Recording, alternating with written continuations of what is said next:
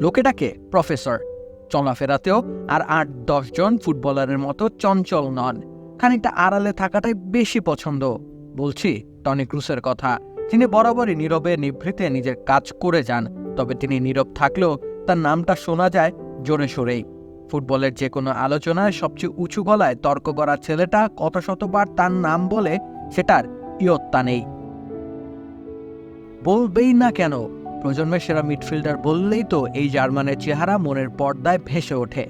না, Luka Modric কিংবা Xavi ইনিয়েস্তাদের টেনে এনে তুলনা করার দরকার নেই, বরং তিনি নিজের জায়গাতে সর্বোচ্চ সেরা, সবচেয়ে নিখুঁত একজন। যখন মাঠে নামেন তখন পুরো ম্যাচের গতি তার নিয়ন্ত্রণেই থাকে, তিনি একাই নিয়ন্ত্রণ করেন।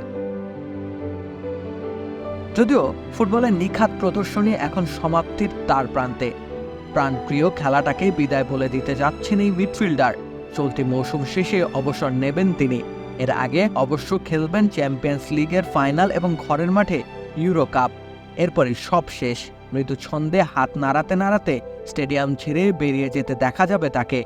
আর কখনো চিরচেনা রূপে ফিরবেন না টনি ক্রুস।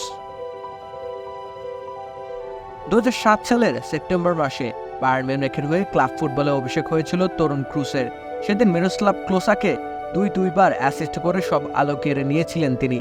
তারপর কখনোই পিছন ফিরে তাকাতে হয়নি তাকে। দিন দিন হয়ে উঠেছিলেন দুর্দমনীয়। পাসিং অ্যাকুরেসি, অ্যাসিস্ট কিংবা অন্য কোনো পরিসংখ্যান সবকিছুতেই সুদর্শন ফুটবলার থাকবেন একেবারে উপরের দিকেই। কিন্তু এসব বাদ দিলে তখন থাকবে কেবল অপূর্ব শৈলী আর অপার বিস্ময়। কিভাবে এক নিমিষে প্রতিপক্ষের প্রতিরক্ষা ভাগ ছিন্ন ভিন্ন করে দেয়া যায়, কিভাবে মুহূর্তের মাঝে আক্রমণের দিক পরিবর্তন করা যায়, এসব শেখা যাবে সংখ্যা তত্ত্বের বাইরে গেলে। আপনি হয়তো গড়পড়তা দর্শক, ফুটবলের এত এত বিশ্লেষণ আপনার জানা নেই। তাহলে কি আপনি বুঝবেন না একজন টনির গুরুত্ব? নিশ্চিতভাবেই বুঝবেন। যে ম্যাচে তিনি খেলেছেন সেই ম্যাচে না বুঝলেও যে ম্যাচে তিনি খেলছেন না সেটা দেখলেই বুঝে ফেলবেন মাঝ মাঠে বিশেষ একজন অনুপস্থিত। জার্মান স্নাইপার হয়তো ফুটবলকে ছাড়তে পারবেন, কিন্তু তিনি আজীবন থেকে যাবেন ভক্তদের হৃদয়ে। তাকে মনে রাখতে হবে 2014 বিশ্বকাপে ব্রাজিলের দুঃস্বপ্ন হিসেবে।